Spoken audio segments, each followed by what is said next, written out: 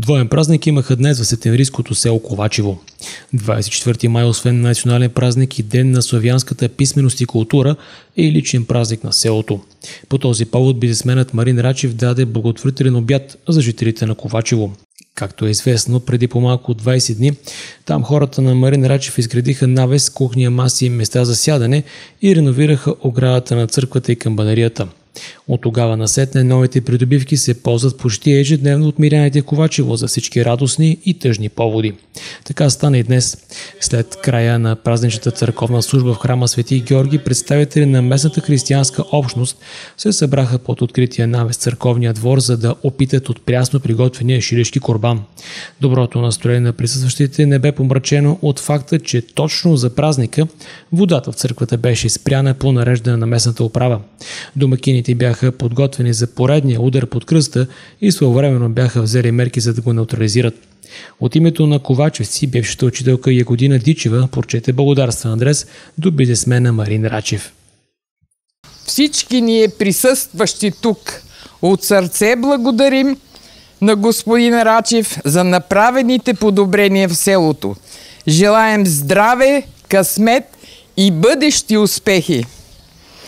Българинът знае, че никой не е по-голям от хляба и високо цени това, което му се предлага и поднася. Бъдете благословенни, млади, енергични патриоти.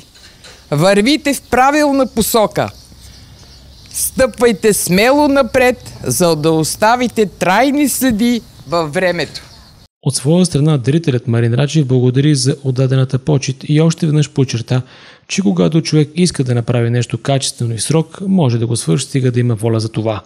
За мен това е голяма чест, но искам да покажа не толкова, че нещо се прави за хората, колкото с какви темпове това нещо трябва да се прави, защото точно тук на това место, когато започнахме, като казах в какъв срок смятам да се изпълни, една възрастна жена ми каза: "О, баба, ти го почни, па след теб някой в годините ще го завърши." Нали? Аз точно това е, защото знам, че с това нещо не може да оправим стандарта на хората, но поне може да покажем как трябва, нали, с какви темпове нещата да се случват в общината ни, защото много удобно тя се представя като малка и бедна, но в действителност тя е третата по големина община в областта ни и нито е малка, нито е бедна, както години наред се внушава на хората. Така че ние ще продължаваме въпреки всички спънки, които ни се правят в начинанията, за да принизяват така нашите дейности.